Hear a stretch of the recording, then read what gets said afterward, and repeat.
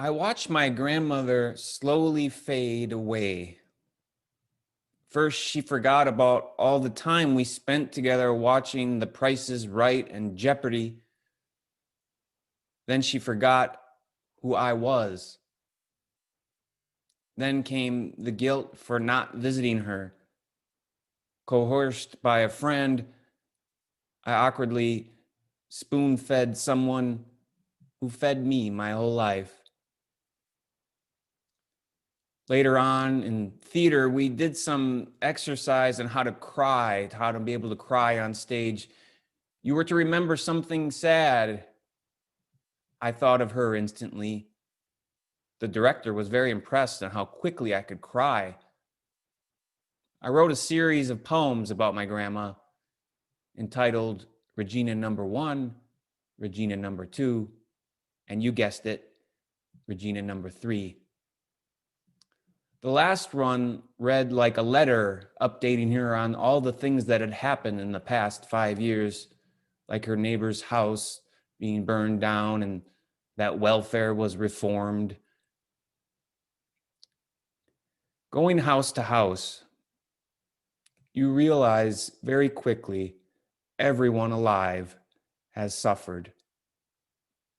Those who are in the middle class want to project out into the world a stability, a timely goodness like fake plastic shutters. Let's be honest. We have all been hurt. We all have or will lose loved ones to death or to an illness.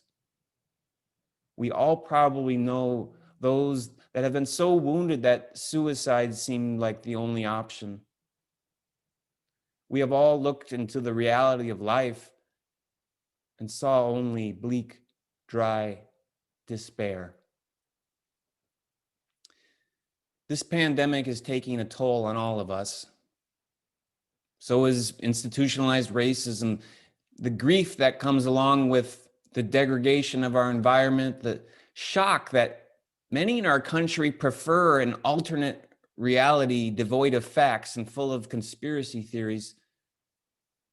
It is all adding up and festering as an open wound. And as we run through life, we don't always notice these pains and sometimes consciously ignore or repress them. We carry around with us slivers of soft wood, pain pricking into us every time we touch something. We also have the internal bleeding of regret. But within each wound, we have the potential not only to heal, but to be compassionate healers ourselves. We can say with some confidence, pain and suffering are not enemies, but can be good friends. Now, I'm not saying I like wounds. I don't like going into my own pain. I'd rather ignore it. But like Kisa Gotami, the more I realize pain is experienced by many, really by all, the freer I become. Years after my grandmother died, I was a chaplain at a nursing home, and I asked to be in charge of the memory care unit. That experience opened up the wound of losing my grandma. But in that process, I was able to heal others. I cared for the many people with dementia, which started out as a sort of penance of sorts for not visiting my own grandma. One resident only spoke to me in nursery rhymes. Mary, Mary, quite contrary was one of her favorites. But I was able to be present to those residents because I did not carry around the grief of losing them like their families did, and plus I had the power of a wound within me that I could see my grandma in each of them. I took them for who they were at the time and even learned some nursery rhymes in the process. We have all been deeply wounded. We have all tasted despair and felt depressed. We can relate to brokenness because we have been broken as well. It is our own limitations that make us accepting of the limitations of others. It is our own loneliness that helps us heal another's lonesomeness. It is the feeling of being left out that makes us strive to be more and more inclusive and welcoming. This is called compassion. We may associate passion with desire when we say, for example, we have a lot of passion for badminton. But passion really means suffering. The passion of Christ is his suffering and death. Jesus' ministry was spent in the garden of passion and on the cross, but only in the last few days of his life. Don't ignore the garden, but don't live in the garden either. Jesus was also at table with others, by the well, near the lake, in the desert, at the river, and on the mount, teaching his followers. After being awakened, the Buddha didn't retreat into the forest to experience enlightenment alone. No, he taught in the deer park. Part of being awakened to all suffering is having compassion and wanting the world's suffering to cease. Most often, we heal together, not alone. Like when someone quite forcibly drove me to go visit my disappearing grandmother and showed me how to feed her.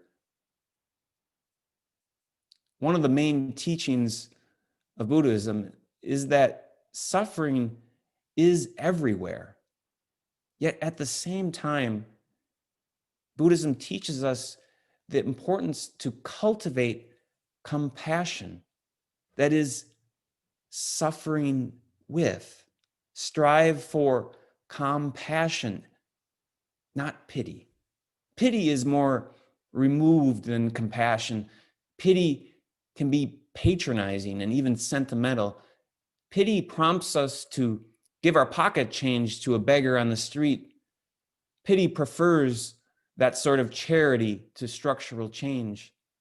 Compassion, suffering with, on the other hand, calls us to sit down with that person and get to know them.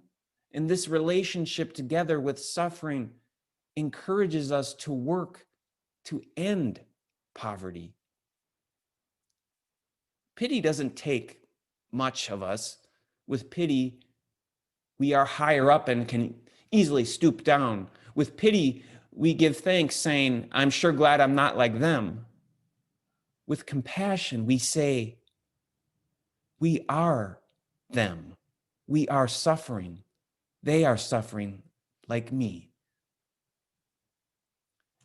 And by the way, people don't want our pity. People who are hurting want the healing power of our compassion.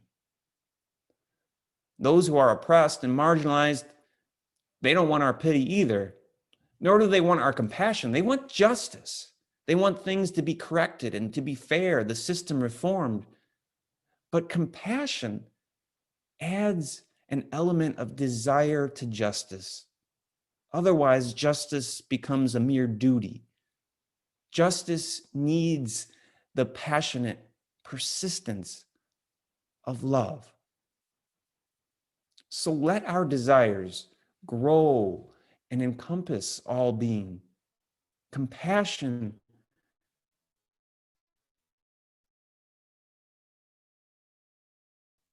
is love stretched out, strengthened, clarified, and ultimately widened. When the passions of others flow through us, then with compassion, we will not be stuck in our past wounds. In compassion, Our despair won't be tightened, but instead massaged into a wider, fuller experience. Now, we can become fatigued by care, but when compassion is leading us, we grow in interdependence and persistence. We start believing that our society can be structured in a way that centers compassion. Now, some may identify with the wounded healer archetype more than others. If you have a desire to help others, you might be a wounded healer.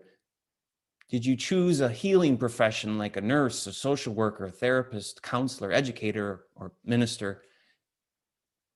If you feel the need to struggle through your own wounds, you might be a wounded healer. If you find yourself grateful for those painful experiences of the past, chances are even greater that you are a wounded healer. And if you want to help others, because that is what ultimately heals you, you are most definitely a wounded healer.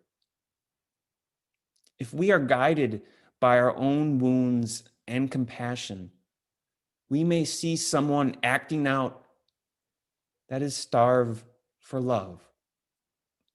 We suffer with them because we all crave love. We all crave to be loved, to be accepted, and have been deprived of love.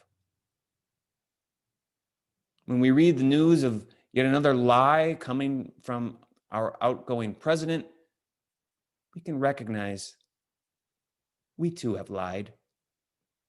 When we see the dysfunctional narcissism, we see we have also been selfish at times.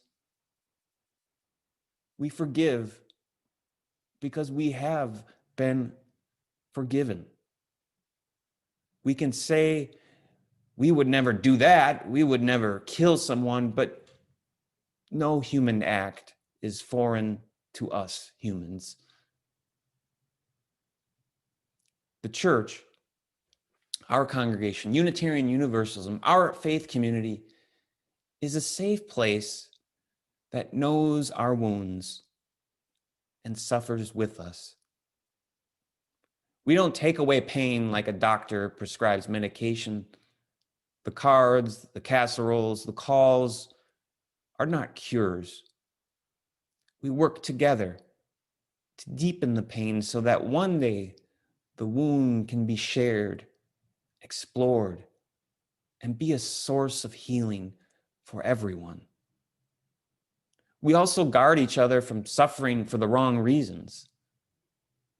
We do not comfort each other just to survive, to just get by, or just to endure, but to travel the road of wisdom together, the experiential road of wisdom that is found only in our own wounds. Our wounds enable us to be compassionate to the wounds of others. Wounds do not have to take away from life. Wounds may add to life. Through the wounds of seeing my grandma deteriorate, I can better suffer with and have passion with others. I have become a wounded healer. We are all wounded healers when we are honest and go into our own pain. We are all wounded healers when our compassion overrides pity. We are all wounded healers when we help others heal wounds. Blessed be, and amen.